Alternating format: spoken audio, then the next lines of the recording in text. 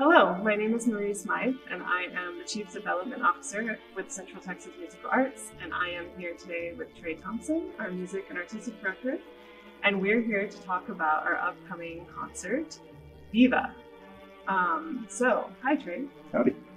I would like to discuss our concert, and I was wondering, can you tell us a little bit about this concert series and why we chose the theme VIVA? Yeah. The name came after the theme. I didn't really have a good name for the theme, to be honest. That's what you came up with. I got to give you the credit for that. I wanted to do Latin American music. There's so much rich music. There's such a wide variety of Latin American music. It's our final concert of the year. We wanted to end on a fun high note. This is a program full of upbeat, energetic, dance-inspired music. Some recognizable favorites from West Side Story. Some tangos that people will definitely know, even if they don't know the name. I promise them that they will recognize it when they hear it. Basically, I wanted to have fun. Awesome. Yeah, and so on that note, so some of the pieces, like you said, Mambo from West Side Story are pretty recognizable, but there's also some lesser known pieces by composers people maybe haven't heard of. Can you talk a little bit about some of those pieces? Yeah, absolutely. So one of the pieces that I brought into this program that is less known is called Venecos de Alindas by Clarice Assad. And Assad is really bringing music from Carnival into the orchestra. And it's a 4-minute party with all the scenes that you might see if you were to attend Carnival. And it's probably a piece that if you're not in the classical music world, you're not going to have encountered. But I think has a lot of fun to offer. Features our percussion section in a really big and exciting way. And it's just full of musical good times. Yeah, awesome. And so on that note, some of these pieces, like the one you just mentioned, use a lot of different percussion instruments that aren't normally featured. Can you tell us a little bit about some of those instruments? Yeah, there's a couple things going on behind that. The first is that the percussion section is the section of the orchestra that has evolved the most in the last 100 years in the orchestra. The strings have pretty much remained the same. Woodwinds and brass are largely the same. Percussion has evolved a lot, and quite a few of these pieces are more contemporary pieces. And composers are using a wider variety of percussion to make all the different sounds that they would like to hear in the piece. And so we've got things like the güiro, which is not an unheard of percussion instrument, but you really don't find it outside of Latin American music most of the time.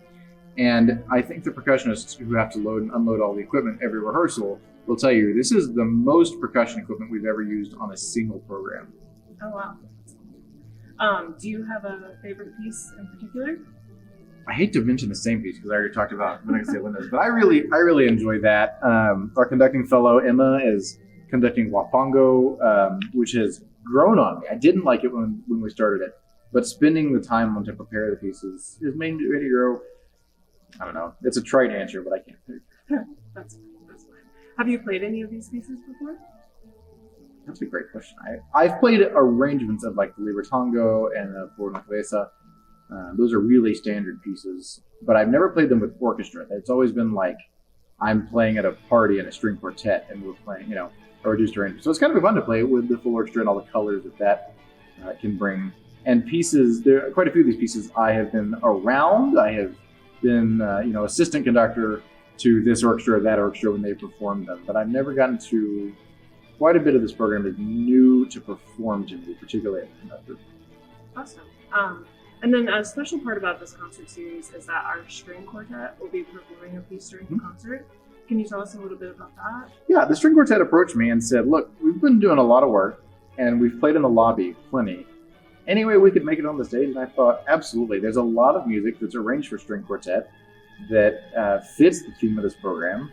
And there's no other way to expose people to it other than to just do it. And so I thought, why not feature these very talented people who put in a lot of time and effort to represent our organization outside of our regular concert programs? I thought, absolutely, why not? And this is not a quid pro quo, I promise, but the string quartet helped us rent the Venecos de Alindas. Modern music is typically very expensive.